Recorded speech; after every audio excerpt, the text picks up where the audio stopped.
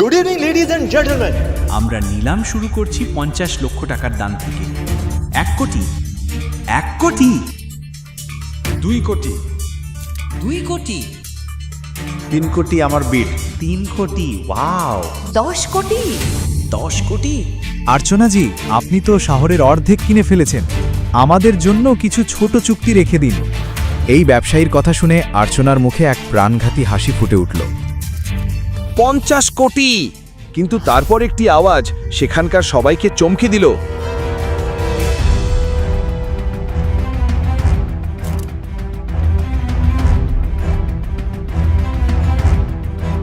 সরাসরি 50 কোটি? উনি কে? ওহ, উনি তো সেই ডেলিভারি বয় অভিনব। ওর কাছে 50 কোটি এলো কোথা থেকে? কোট প্যান্ট পরে এসেছে বলে কেউ চিনতে পারছে না। হ্যাঁ, ঠিকই তো, 2 দিন আগে আমার অফিসে লাঞ্চ ডেলিভারি দিতে এসেছিল। আমাদের কোনো সম্মান নেই নাকি? এমন একজন এলোমেলো মানুষ এত বড় নিলামে ঢুকলো কিভাবে? ওর কাছে 50 কোটি তো দূরের কথা, 50 টাকাও পর্যন্ত নেই। নিলাম বন্ধ করুন এবং এই ইম্পোর্টেড কার্পেট আর্চনাজিকে দিয়ে দিন। এক মিনিট থামুন। যদি এই ডেলিভারি বয়ের কাছে 50 কোটি না থাকে তবে আমি অর্চনাজির বিড চ্যালেঞ্জ করছি। 11 করোড়। আমি এই কার্পেটের জন্য 11 কোটি দিতে রাজি। 60 কোটি। আরে ডেলিভারি বয়, পাগল হয়েছ নাকি? 60 কোটি কোথা থেকে আনবে? এটা নিলাম শিশুদের খেলা নয়। এখানে যা বলবে সেটা দিতে হবে। মুহূর্তের মধ্যেই অভিনব একটি চেক বই বের করলো এবং 60 কোটির একটি চেক সই করতে শুরু করলো। মনে হচ্ছে এই ডেলিভারি বয় জেলে যাওয়ার ইচ্ছে পোষণ করছে। দেখুন কিভাবে আরামে চেক সই করছে। মিস্টার ম্যানেজার, আপনাকে অবশ্যই ওর ব্যাংক অ্যাকাউন্ট চেক করাতে হবে। সে যখন চেক লিখছিল সেখানে উপস্থিত প্রত্যেকেই তাকিয়েছিল এবং সম্পূর্ণ হতভম্ব ছিল। এমনকি ব্যাংক ম্যানেজারও বিশ্বাস করতে পারছিল না কেন এই ডেলিভারি বয় অভিনব 3 কোটির জিনিস 60 কোটিতে কিনছে। আর সত্যি কি ওর অ্যাকাউন্টে 60 কোটি আছে কি না? 1 মিনিট। ম্যানেজার সঙ্গে সঙ্গে তার টিমকে ডাকলেন এবং চেকটি যাচাই করতে বললেন। কিন্তু যখন তার অভিনবের ব্যাংক অ্যাকাউন্টের মোট ব্যালেন্স শুনল 800 কোটি, তখন সবার মাথা ঘুরে গেল। গ্রুপের নাম কি? BR group. এই নিলাম এখানেই শেষ এবং 60 কোটির এই অমূল্য কার্পেট মিস্টার অভিনবের কাছে যাচ্ছে। মাইকে ম্যানেজার এই ঘোষণা করতেই সেখানে বসে থাকা সবাই চমকে গেল।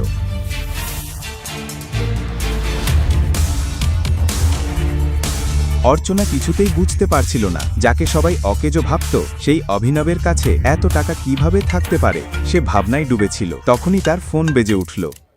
হ্যাঁ, টেল মি। সেই ইম্পোর্টেড কার্পেটটা গেছে? এই ডেলিভারি বয় অভিনব 60 কোটির বিট করেছে? মানে আজকাল ডেলিভারি বয়দের কাছেও এত টাকা থাকে যে 5 কোটির জিনিস 60 কোটিতে কিনছে? আমি শপথ করে বলছি, ও এখান থেকে বের হতেই আমি ওকে বলবো, আমি ওকে ছাড়বো না। আর্চনাজি, এসব ভাবার আগে শুধু একবার অভিনবের মুখের দিকে তাকান।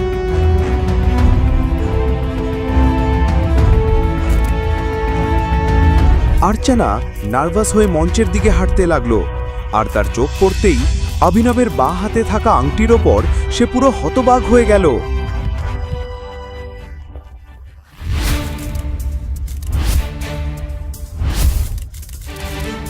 টাইগার! টাইগার নামটার পেছনে আসল সত্যিটা কি? কিভাবে এক ডেলিভারি বয়ের অ্যাকাউন্টে 800 কোটি টাকা থাকতে পারে? যদি সে এত ক্ষমতাবান হয় তবে সারা দুনিয়ার সামনে ডেলিভারি বয় সেজে থাকলো কেন? এসব প্রশ্নে ইন্সপেক্টর বিভ্রান্ত হয়ে পড়ল। এই ভিডিওটি তাকে দিয়েছিল এক অজানা মেয়ে।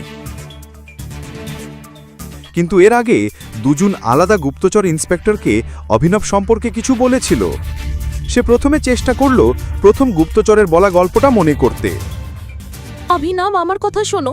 দেখো, এই রেস্টুরেন্টে খুব ধনী মানুষ আসে, আর আমার পোশাকটা একবার দেখো। ভাই ভাবি, দেখো, এখানে খুব ধনী মানুষ আসে, আর তাদের আর আমাদের মধ্যে বিশাল পার্থক্য আছে। ভাই ভাবি, এসব নিয়ে ভাবো না। আমি তার জন্য সঞ্চয় করেছি। আজ তোমার জন্মদিন ভাই ভাবি। ঠিক তাই, তুমি দিনরাত ডেলিভারি দিয়ে টাকা জমিয়েছো। আমি তোমাকে একদিনই সেই সব টাকা নষ্ট করতে দেব না। এসব ছেড়ে দাও, শুধু আমার সঙ্গে চলো।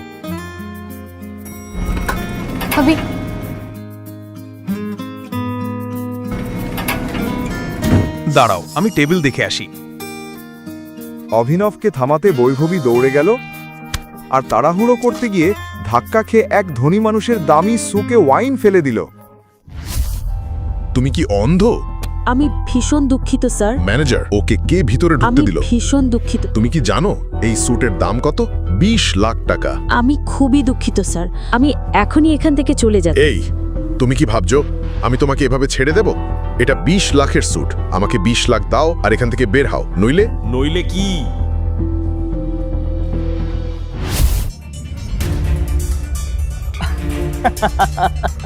ম্যানেজার, এখানে কি চলছে? এই রেস্টুরেন্টে কোনো স্ট্যান্ডার্ড নেই। এখনই আমার গার্লফ্রেন্ডের কাছে ক্ষমা চান। কি বললেন? আমি ওর কাছে ক্ষমা চাইবো? মজার কথা। তুমি কি জানো আমি কে? ধনী লোক আর অভিনবের ঝগড়া দেখে ভাবি ভীষণ ভয় পেয়ে গেল। হঠাৎ তার মনে পড়ল, এই লোক তো সেই ব্যক্তি নয় কি, মিস্টার সিংহানিয়ার একমাত্র ছেলে, সিংহানিয়া ইন্ডাস্ট্রিজের মালিক, যাকে সে 2 সপ্তাহ আগে দেখেছিল। অভিনব, চল এই লোকটার কাছে ক্ষমা চেয়ে বেরিয়ে যাই। উনি সিংহানিয়া ইন্ডাস্ট্রিজের। শান্ত হও, এখনই আমার গার্লফ্রেন্ডের কাছে ক্ষমা চান, নইলে জীবনের বাকি সময় এই দিনটার জন্য অনুতাপ করবেন। মনে হচ্ছে তুমি আমার কথা শোনোনি। আমি এই শহরের সবচেয়ে বড় হিরে ব্যবসায়ী, সবচেয়ে ধনী মানুষ, মন্ত্রী সবাই আমার পকেটে। আমি আঙুল তুললেই তোমার নাম মুছে যাবে। আর আমি আঙুল তুললেই তোমার ব্যবসার নাম মুছে যাবে।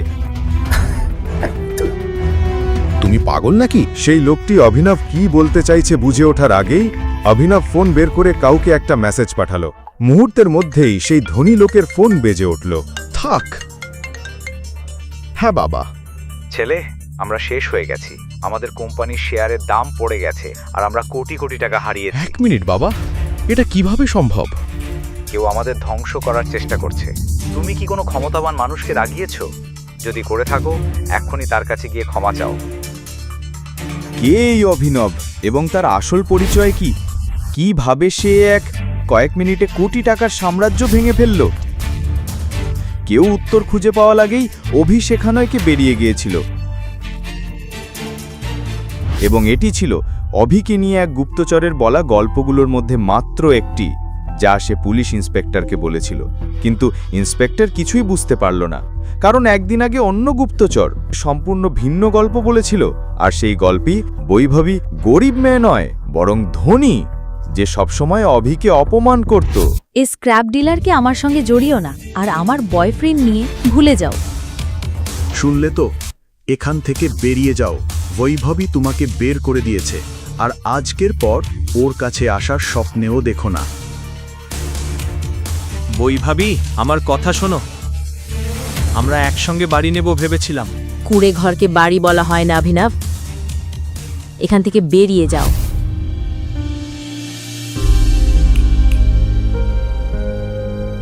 অভিনবের চোখের সামনে তার প্রেমিকা বৈভবী অন্য কারো হয়ে গেল। সে বিশ্বাসই করতে পারছিল না যে বৈভবী টাকা পয়সার জন্য তাকে বিশ্বাসঘাতকতা করতে পারে। তার বুকের ভেতর ব্যথায় ফেটে যাচ্ছিল। অভিনব সারা রাত রাস্তায় বসে মদ খেয়ে নিজের ভাগ্যকে গালাগাল দিচ্ছিল। হে ভগবান, তুমি যদি আমাকে মেরে ফেলতে সেটাই ভালো হতো। অভিনব ছিল নির্ঘুম এবং মাতাল। সে প্রায় এক গাড়ির সামনে চলে যাচ্ছিল, তখন গাড়ির চালক ব্রেক কষল। সেই গাড়িতে বসেছিল সানি সিং, গুড়গাঁওয়ের এক ধনী প্লেবয়।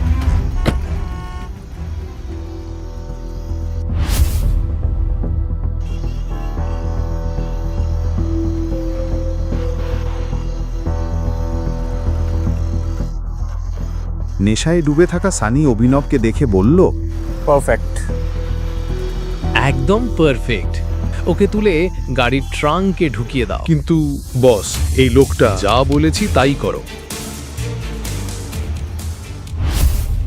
সানির পরিকল্পনা কি ছিল? যখন অভিনব পরের দিন সকালে জেগে উঠল, তখন অবাক হয়ে দেখল তার পাশে এক সুন্দরী মেয়ে দাঁড়িয়ে আছে। কিন্তু কিছু বোঝার আগেই সে হতভম্ব হয়ে দেখল দুজন লোক বন্দুক হাতে দাঁড়িয়ে আছে। তোমরা কারা? আর আমি এখানে কিভাবে এলাম? সানির বোন অনন্যা নিজের চোখকে বিশ্বাস করতে পারছিল না। সে কারু সঙ্গে রাত কাটিয়েছে। অনন্যা, এই মাতালটা কে? দাদু, আমি কিছু করিনি, আমাকে বিশ্বাস করুন। আমি ওকে চিনি না, জানিই না ও এখানে কিভাবে এলো। অনন্যা, তুমি এই বাড়ির নিয়ম খুব ভালো জানো, তাই না? আজ থেকে এই ছেলেটাই আমাদের জামাই। দাদু, আই এম সরি। যথেষ্ট হয়েছে। তুমি যদি কোনো নিয়ম ভাঙো, যে কোম্পানিটি তোমার নামে হতে চলেছিল তা সানির নামে হবে। ব্যাস, প্রস্তুত হও ওকে কোর্টে নিয়ে যাওয়ার জন্য।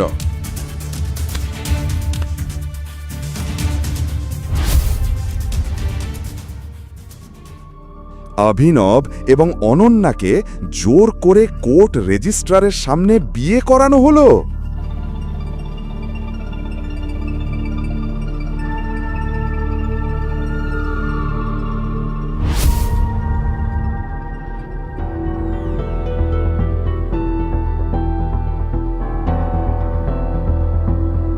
বিয়ে হবার সঙ্গে সঙ্গেই গ্র্যান্ডপা অভিনবকে আকরামের পার্টিতে পাঠালেন, যেখানে অনিচ্ছা সত্ত্বেও অভিনবের মুখোমুখি হল তার প্রাক্তন প্রেমিকা বৈভবী। আরে তুমি তো বোধহয় এখানে ফুলের তোড়া ডেলিভারি দিতে এসেছো, তাই না? তোমাকে এই বিলাসবহুল পার্টিতে দেখে আমার বমি পাচ্ছে। বৈভবী আর কিছু বলার আগেই অভিনব তার স্ত্রী অনন্যার কণ্ঠস্বর পিছন থেকে শুনল। বেবি।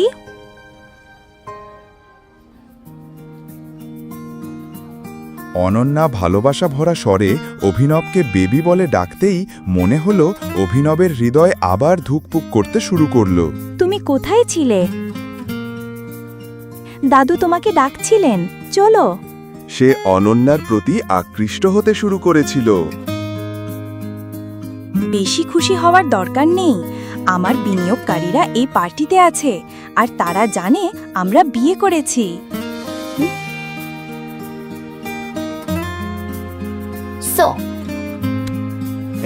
আর এই আমার স্বামী। হাত মেলানোর জন্য অভিনব হাত বাড়াতেই বিনিয়োগকারীর চোখ পড়ল তার আঙ্গুলে থাকা একটি আংটির ওপর, যেখানে টি অক্ষর খোদাই করা ছিল। এটা হতে পারে না, এটা অসম্ভব। হাজার কোটি টাকার কোম্পানির মালিক যে অনন্যার কোম্পানিতে বিনিয়োগ করতে এসেছিল, হাঁটু গেড়ে বসে বলল, আমাদের 18 বছরের খোঁজ শেষ হলো টাইগার, ধন্যবাদ। ফিরে আসার জন্য। কেন বিনিয়োগকারী একজন সাধারণ ডেলিভারি বয়কে টাইগার বলে হাঁটু গেড়ে প্রণাম করল? কি এমন শত্রুতা ছিল যার জন্য সানি নিজের বোনের চরিত্রে এত বড় দাগ লাগাল? অভিনব কি কোনো গোপন রহস্য লুকিয়ে রেখেছিল?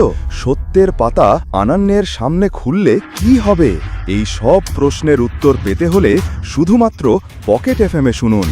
এখনই পকেট এফএম অ্যাপ্লিকেশন ডাউনলোড করুন, লিংক বর্ণনায় দেওয়া আছে।